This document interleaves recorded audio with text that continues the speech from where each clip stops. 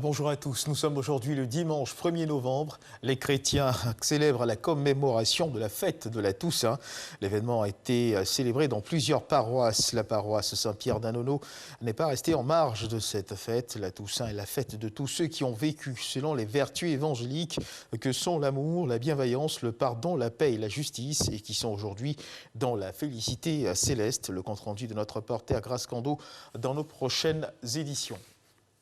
Et puis hier, samedi 31 octobre, 7 millions d'électeurs étaient appelés aux urnes pour l'élection du président de la République. 2 sur les 4 candidats retenus pour cette élection ont voté hier dans la matinée.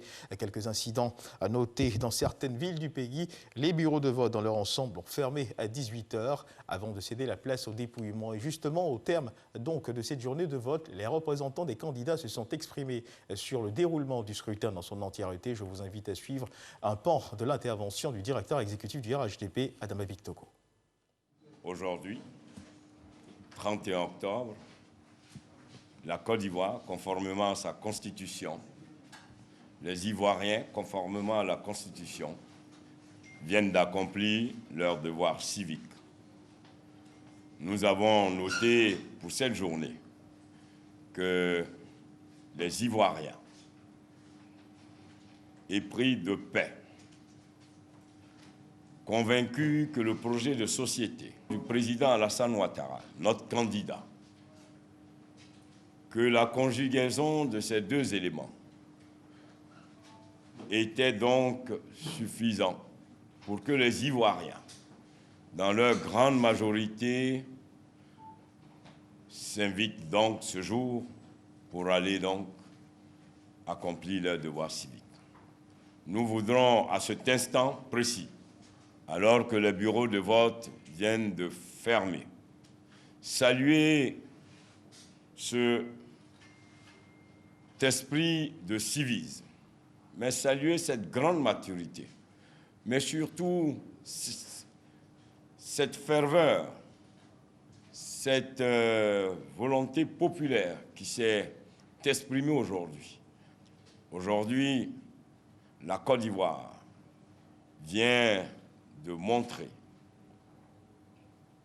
à l'opinion nationale et internationale sa capacité non seulement à organiser les élections, mais surtout à faire respecter sa constitution qui est notre boussole. Et je vous invite à présent à suivre le regard que porte le représentant du candidat indépendant Kouadio Konan-Bertin sur le déroulement du scrutin. Nous voulons d'abord féliciter le peuple ivoirien qui a fait preuve d'une grande maturité et d'un remarquable esprit de responsabilité en permettant à ce scrutin présidentiel de se tenir.